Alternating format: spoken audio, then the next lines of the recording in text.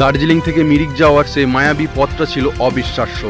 দুই পাশের পাইন বন আর মেঘের আনাগোনা দেখে মনে হচ্ছিল যেন মেঘ চিরে আকাশের উপর দিয়ে বাইক চালাচ্ছি।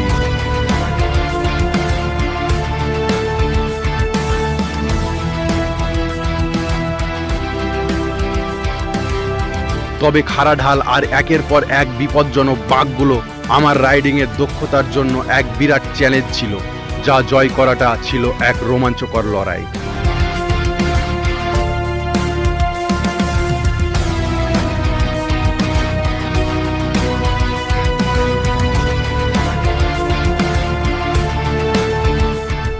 চলো যাই মিরিক লেগের কিছু ভিউগুলো দেখাচ্ছি। আর এই ভাই মাত করো এসে ভাই। মিরিক লেক এখন আছে 34 কিলোমিটার, 4টে বাজবে যেতে, এখন 2টো।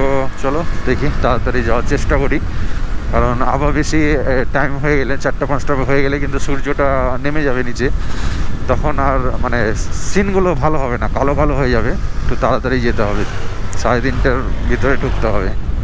ভাই রাইডের এক্সপিরিয়েন্সটা একবার শেয়ার করো, তোমাদের ভিডিওগুলো কেমন লাগছে, আমার রাইডের ভিডিওগুলো অবশ্যই কমেন্ট করে জানাও ভাই। পেজটাকে ফলো করো। আর দেখতেই পাচ্ছ পাহাড়ের ভিউগুলো।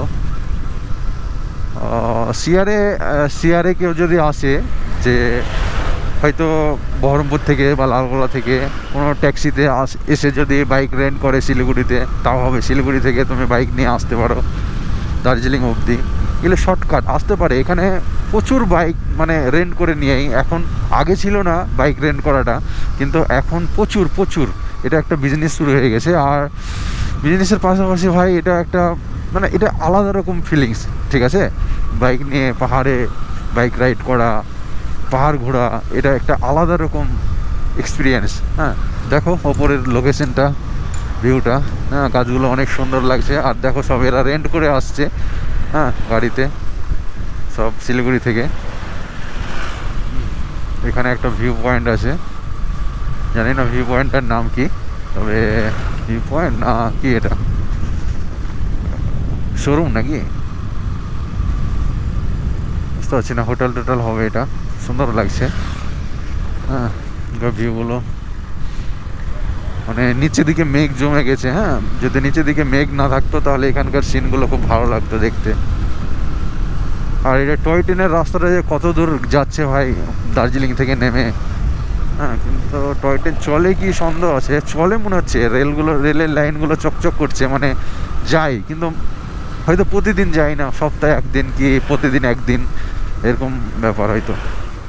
নতুন করে রাস্তা করছে, রাস্তা করা আছে বাট পাথর বিছাচ্ছে রাস্তার উপরে, একটা করে পাথরগুলো এই যে এইভাবে বিছাচ্ছে। দেখো গরম করে, পিচকে গরম করে একটা করে বসাচ্ছে, যেন পাহাড়ে বাইক চালাতে অসুবিধা না হয়। দেখো সুন্দর আছে, হ্যাঁ তবুও বসিয়ে দিচ্ছে। ব্রেকিংটা ভালো ধরবে, হ্যাঁ স্লিপ করবে না। অনেক সময় পানি টানি পরে স্লিপ করে, তো এই জিনিসগুলো পড়বে না।